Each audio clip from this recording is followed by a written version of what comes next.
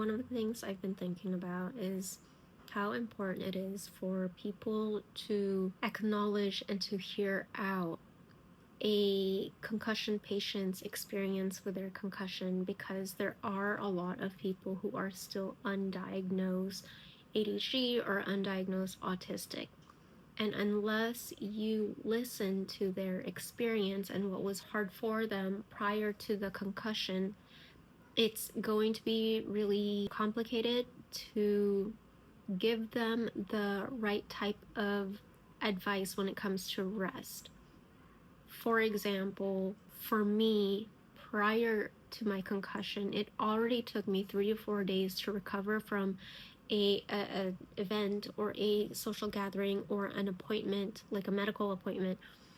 And it would take me so much time in my dark hole or cave.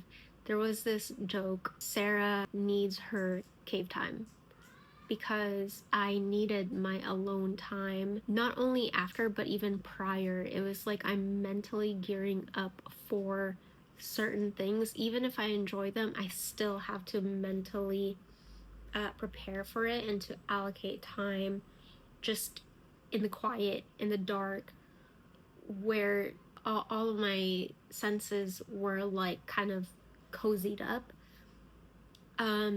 It was like this thing where I literally blocked things out in my calendar just to make sure I would have time to fill up my tank and then recover after and fill up my tank again. So post-concussion, because of the fatigue that comes from the concussion and your brain needing more energy than it has to recover and to function, what was once 3 to 4 days became a week to a week and a half for me to recover. And at the time, because I just had my concussion, would say I'm so exhausted. And what was something I used to be able to get away with in the past, and it wasn't as noticeable to other people that I needed time to recover because I was only like doing my own thing for 3 to 4 days, now became very, very obvious and hard to look away from, because it was taking me a week to a week and a half. And there were times where if I was really exhausted, it would take 2 weeks, again, post-concussion. With me having post-concussion brain at the time, and also because that was what was at the forefront of other people's minds, everyone would just say it was because of my concussion that I was that tired. But the reality was it was a stacking that already exists prior to my concussion. So what rest was to people post-concussion, and what was normalized was like, hey, you shouldn't need this much time to rest. Had I realized, oh, me being neurodivergent prior to my concussion and already needing 3 to 4 days to recover was the baseline that now the concussion was just stacking on top of, as opposed to having a different baseline from other people's expectations.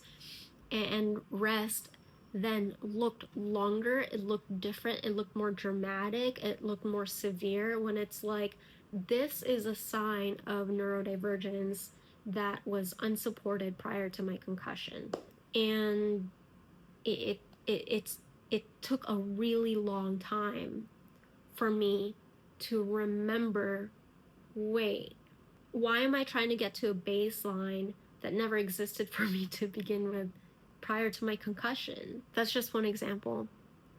But I'm very curious to hear if anyone else has felt like their concussion was taking too long to recover, and maybe seeing some similarities that they had prior to their concussion, but now is just exacerbated.